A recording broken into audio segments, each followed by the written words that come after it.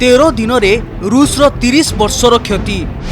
युद्ध क्षेत्र में ध्वंस हेलानी शक्तिशाली युद्धास्त्र। रूस और यूक्रेन मध्य चलीथिबा युद्ध एवं चरम सीमार पहुंची।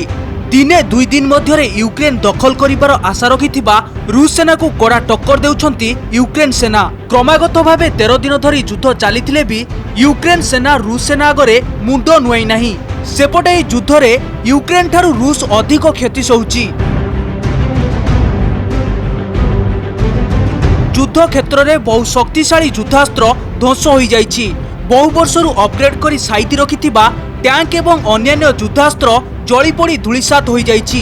पाखापाखि 30 वर्ष तलर युद्धास्त्र नष्ट हो जिबा फलरे बड़ क्षति सहिछि रशिया। अन्यपटे जदि देखिबा युद्ध को विरोध करी विभिन्न राष्ट्र माने रूस उपरे भिन्न भिन्न प्रतिबंधक लगाइबार लागिछंती। विशेषकर अमेरिका रूस उपरे सर्वाधिक प्रतिबंधक लगाइछि।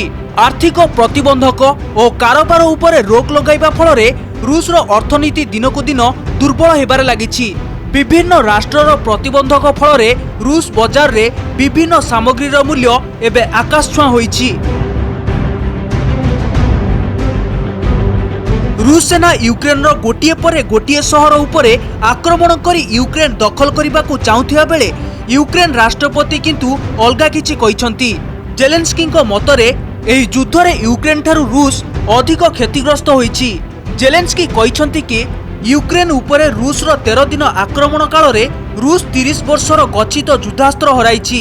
एहासह प्रबल थंडा एवं बरफपात कारणरू यूक्रेन भितरे रूस सेना लड़िबा परिवर्ते निज जीवन बंचाइबाकू संघर्ष करुथिबा कथा जेलेंस्की दाबी करिसंती। एहासह एही युद्ध रे 12,000 रूस सेना मृत्युवरण करिथिबा कथा जेलेंस्की दाबी करिसंती। एसबु भितरे प्रथम थर पई यूक्रेन राष्ट्रपति रूस सह डोनाबास और क्रीमिया बाबदरे आलोचना करने सहमति प्रकाश करिसंती।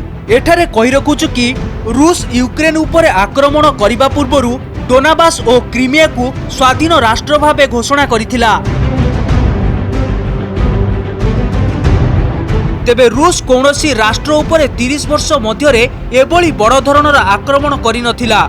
1991 मसीहा ठारू सोवियत संघ ठारू यूक्रेन अलगा हेबा परठू रूस सहित विवाद जारी रहिछि। एहासह यूक्रेन नाटो रे सामिल हेबा नै घोषणा करिबा परे एही विवाद उग्र रूप नैथिला। ब्यूरो रिपोर्ट, कनक न्यूज।